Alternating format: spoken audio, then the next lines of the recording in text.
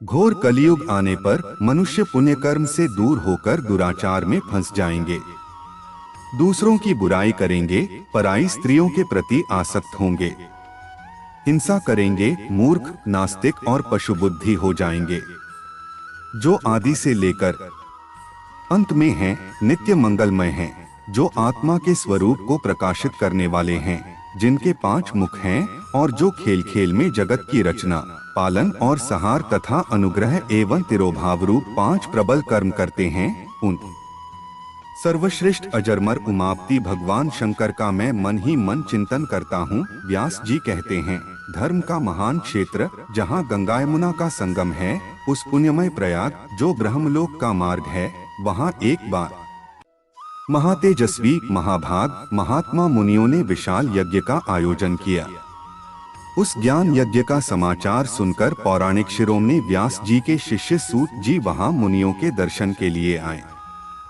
सूत जी का सभी मुनियों ने विधिवत स्वागत व सत्कार किया तथा उनकी स्तुति करते हुए हाथ जोड़कर उनसे कहा, हे सर्वज्ञ विद्वान रोमहर्षण जी, आप बड़े भाग्यशाली हैं। आपने स्वयं व्यास जी के मुख से पुराण विद्या प्राप्त की है। आप आश्चर्य स्वरूप कथाओं का भंडार हैं। आप भूत, भविष्य और वर्तमान के ज्ञाता हैं। हमारा सौभाग्य है कि आपके दर्शन हुए। आपका यहाँ आना निरर्थक नहीं हो सकता। आप कल्याणकारी हैं।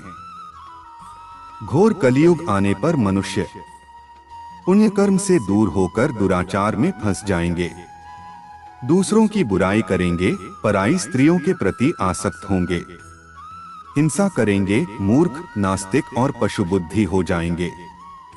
सूत जी, कलियुग में वेद प्रतिपादित वर्ण आश्रम व्यवस्था नष्ट हो जाएगी। प्रत्येक वर्ण और आश्रम में रहने वाले अपने अपने धर्मों के आचरण का परित्याग कर विपरीत आचरण करने में सुख प्राप्त करेंगे। इस सामाजिक वर्ण संकरता से लोगों का पतन होगा। परिवार टूट जाएंगे, समाज बिखर जाएगा। प्राकृतिक आपदाओं से जगह जगह लोगों की मृत्यु होगी। धन का क्षय होगा। स्वार्थ और लोभ की प्रवृत्ति बढ़ जाएगी।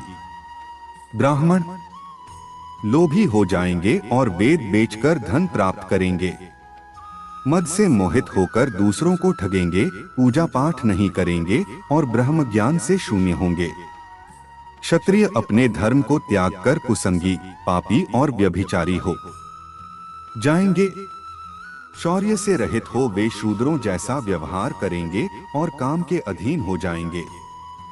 वैश्य धर्म से विमुख हो संस्कार भ्रष्ट होकर कुमार्गी, धनोपार्जन परायण होकर नापतौल में ध्यान लगाएंगे। शूद्र अपना धर्म कर्म छोड़कर अच्छी वेशभूषा से सुशोभित हो व्यर्थ घूमेंगे। वे कुटिल और ईर्ष्यालु होकर अपने धर्म के प्रतिकूल हो जाएंगे, कुकर्मी और वाद विवाद करने वाले होंगे। वे स्वयं को कुलीन मानकर सभी धर्मों और वर्णों में विवाह करेंगे। स्त्रियां सदाचार से विमुख हो जाएंगी। वे अपने पति का अपमान करेंगी और सास-ससुर से लड़ेंगी। मलिन भोजन करेंगी। उनका शील स्वभाव बहुत बुरा होगा। सूत जी, इस तरह जिनकी बुद्धि नष्ट हो गई है और जिन्होंने अपने धर्म का त्याग कर दिया है, ऐसे लोग लोक परलोक में उत्तम गति कैसे प्राप्त करेंगे? इस चिंता से हम सभी व्याकुल हैं। परोपकार के समान कोई धर्म नहीं है।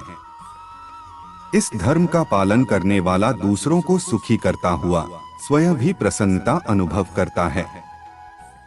यह भावना यदि निष्काम हो तो कर्ता का हृदय शुद्ध करते हुए उसे परमति प्रदान करती है। हे महामुने, आप समस्त सिद्धांतों के ज्ञाता हैं। कृपा कर कोई ऐसा उपाय बताइए जिससे इन सबके पापों का तत्काल नाश हो जाए। तो यहाँ पर ऋषि सूत जी, जो कि ऋषि व्यास जी के परम शिष्य है, शिव पुराण की महिमा का गुणगान करता है। शिव पुराण को सुनने से मनुष्य के सब पाप कर्म नष्ट हो जाते हैं और सद्बुद्धि को प्राप्त करने निक्राम करने लगता है।